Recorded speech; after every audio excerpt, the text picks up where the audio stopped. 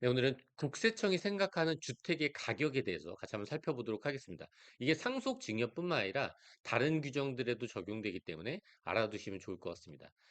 많은 분들이 상속증여가 대충 얼마인지 물어보는 경우가 많은데 우리 자산의 대부분이 주택인 경우가 많잖아요. 적어도 그 주택의 가격, 국세청이 생각하는 그 주택의 가격은 알면서 질문하시면 좋을 것 같습니다.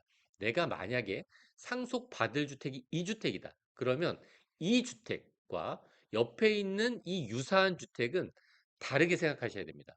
제가 지금 이 주택이라 그랬죠? 해당하는 주택이라고 하도록 하겠습니다. 그러면 내가 만약에 그 주택을 상속받는다. 그러면 그 주택 가격이 우선입니다.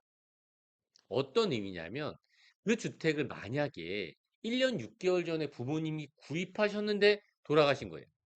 그러면 그 주택 가격이 있는 겁니다. 유사한 주택 가격, 윗집, 아랫집, 옆집의 가격은 이 경우 중요하지 않습니다. 일단 가장 중요한 건 해당 주택의 가격, 거래한 가격입니다. 상속을 가정해서 얘기하면 상속받은 주택이 있다. 1년 6개월 전에 취득했다. 이게 그 가격이 될 수 있다는 거죠. 물론 그 이전에 취득해도 마찬가지입니다. 예전에 취득했습니다. 10년 전에. 근데 지금 상속받고 나서 내가 10개월 있다 이걸 판 거예요. 그러면 이 주택 가격이 생기는 겁니다.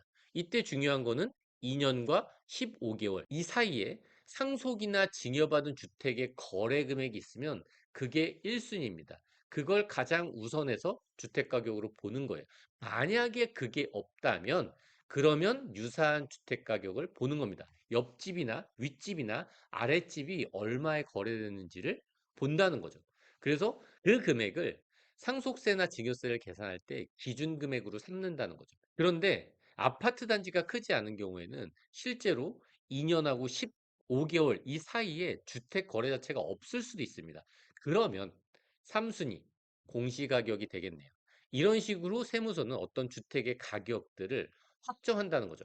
이때 해당 주택 거래가액에서 주의할 부분은 기간 제한입니다. 지금부터 2년 전까지의 거래 내역이 있는지 여부가 중요하다는 거죠.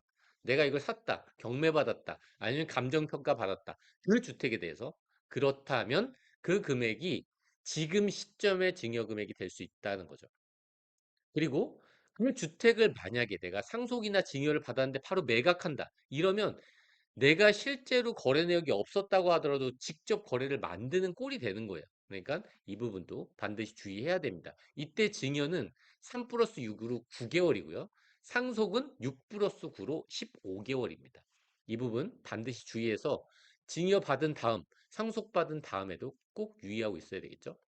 이렇게 기간이 제한된다는 거죠. 사실 엄밀하게 말하면 상속은 전후 6개월이라고 되어 있는데 2년, 15개월 이렇게 세무서에서 자체적으로 확장할 수 있는 기간입니다. 2년에다 하루 더 갔다. 이거는 세무서 담당 직원이 마음대로 확장을 못해요. 두 번째는 위에 있는 금액이 없다는 걸 전제로 위에 있는 게 뭐였죠? 그 주택. 그 주택의 거래가액이 없다면 그 다음에 쓸 수 있는 게 유사한 주택의 거래가액입니다. 윗집, 아랫집, 옆집의 그 금액을 쓸 수 있다는 거죠. 세무서가 쓸 수 있습니다. 이때도 주의해야 될 부분이 있습니다. 유사한 평형대여야 돼요. 일단 나랑 평형대가 유사해야죠. 그리고 기준시가 범위가 5% 이내여야 됩니다.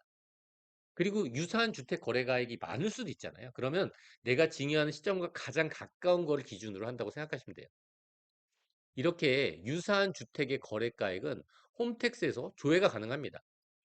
홈택스를 들어가서 조회 발급, 상속증여 재산 평가하기에 들어가면 유사한 주택의 거래가액을 확인하실 수가 있습니다. 마지막으로 해당 주택, 그 상속받은, 증여받은 주택의 거래가액이 없거나 유사한 주택의 거래가액이 없는 경우가 실제로 있습니다. 아파트 단지 규모가 좀 작을 수도 있고요. 꽤나 큰 단지도 이 기간 동안 거래가 발생하지 않는 경우도 있다는 거죠. 이때는 공시가액으로 한다고 하고 있습니다. 네, 오늘 여기까지 하도록 하겠습니다. 끝.